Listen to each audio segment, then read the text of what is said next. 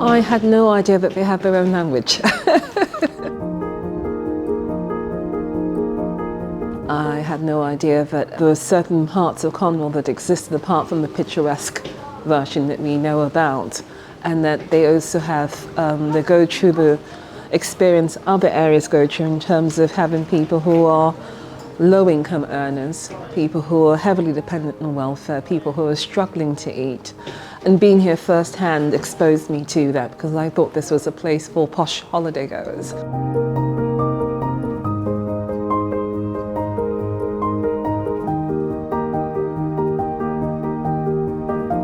Right now we are on a dairy farm in mid-Cornwall, and it's a sort of mid-sized dairy farm. It's blowing a hoolie outside, typical Cornish weather.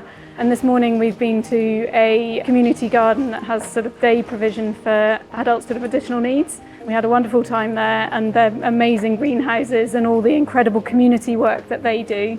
And then we went to see an oyster man and had an amazing lunch in a barn down near Penryn, just to have some conversations together about, you know, the support that people producing our food, you know, the support that they need.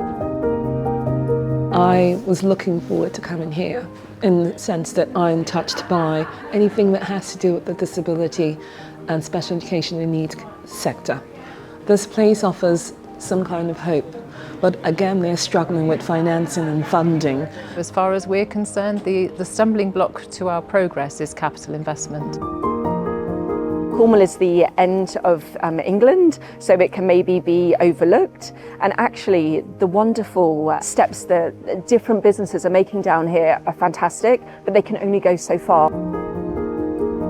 The position of farmers, I think through the talks yesterday and even today, I feel like they're very overlooked. They're getting less support. And I think as a result of that, it's becoming harder to do things sustainably and in ways that can bring a profit to them.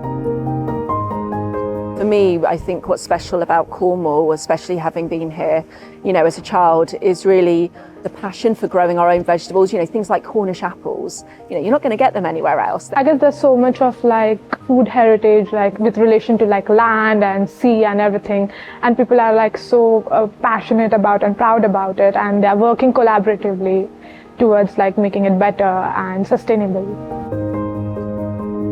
We have an amazing ability to produce food in Cornwall. We have wonderful seas, we grow amazing grass, we have amazing people and community gardens all over the region that have such passion.